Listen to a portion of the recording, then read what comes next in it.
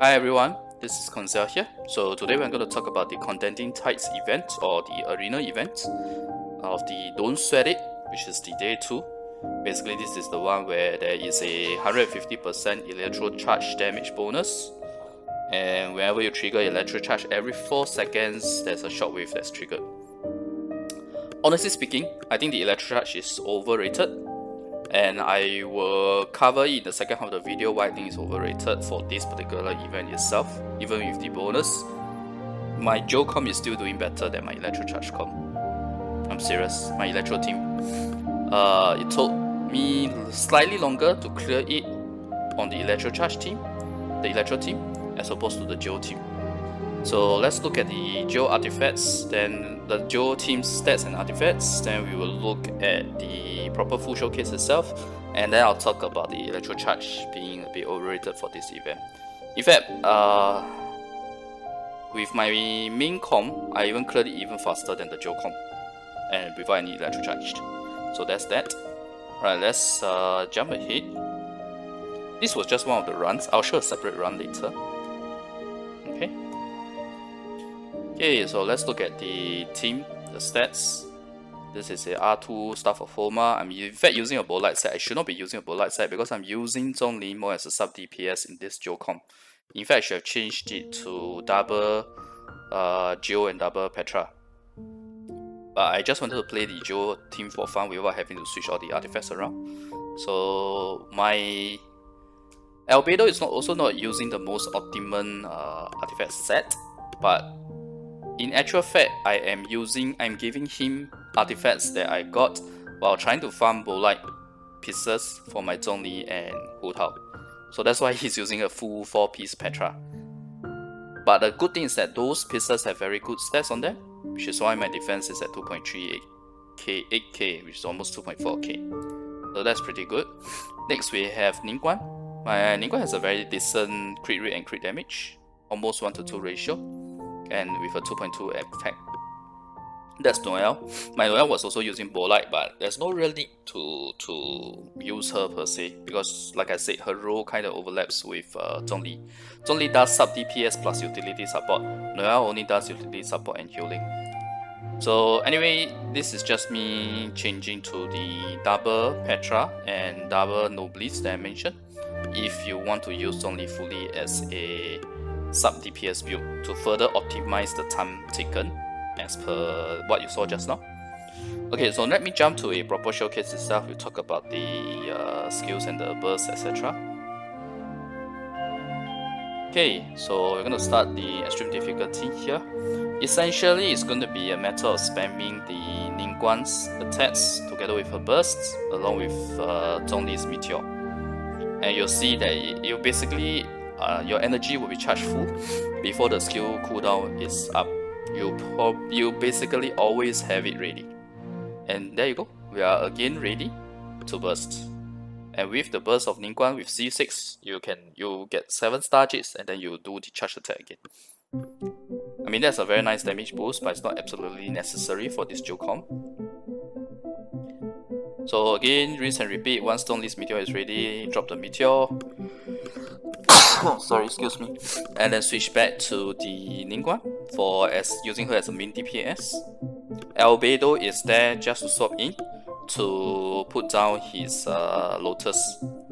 You don't really need to use his ultimate because number 1, my ultimate is not optimized. Number 2, I'm going a full defense build, so the ultimate really doesn't do much damage. The only scenario to use the ultimate is when you want to get a 125 EM, which I don't need in this GEO comp. Yep, so there you go. It's very nice, easy, clear, and it's very fun because you can constantly spam the burst, especially for Ningguang burst and Zhongli burst. It's just very satisfying to spam them.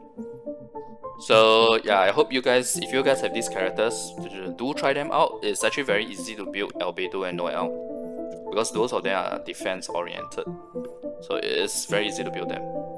As for Zhongli, it's HP and attack, and then Ningguang is attack, of course along with crit rate, crit damage, etc. But it is a very fun comp, and I have to say it's doing much better than my Electro. I will just showcase the Electro now. Okay, so this is my Electro comp. We just started the challenge. Basically I'm using Razor Beidou and Fisher as the 3 Electro, and Bennett for the attack buff.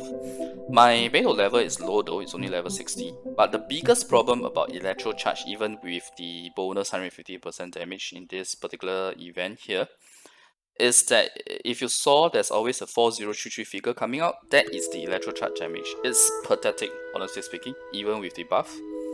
4033 is very, very little against mobs that are at level 95. It's just doing too little damage. The only way to really improve the Electro Charge damage is really to go full Elemental Mastery and make sure your characters are all level 90. You see my Fisher's Electro Charge is about 3354 because her level is not 90. And my Beidou is even worse, it's 1000 plus or 2000 plus. Yeah, so not fantastic. That's the inherent problem with Electro Charge itself. This elemental reaction, the damage is only buff based on your level and your elemental mastery. It doesn't take into account of your attack and your crit rate and your crit damage. I think it takes it takes into account attack, sorry, but it doesn't crit. If I didn't remember wrongly, it doesn't crit. So that's the problem with the Electro Charge as compared to like Vaporize and Melt. But I think this is something that everyone knows, right? So I'm just going to say that even with the 150% Electro Charge damage bonus, as you can see, it's still quite bad. It's only dealing 4k for a level 90 character with less than 100 Elemental Mastery. So basically, right, for today's event, if you already have Electro main, by all means use that. But if you don't have Electro main, it's actually better to use your whatever is your main comp. It's actually better just use that. You don't need to go for the Electro Charge. That's why I say Electro Charge reaction is overrated for this event. You really don't need it. And the other thing is, in fact, on my Hu Tao comp, I managed to clear it in like 40 seconds, which is much faster than this. This is like 1 minute plus. So yeah, your main comp is already good enough.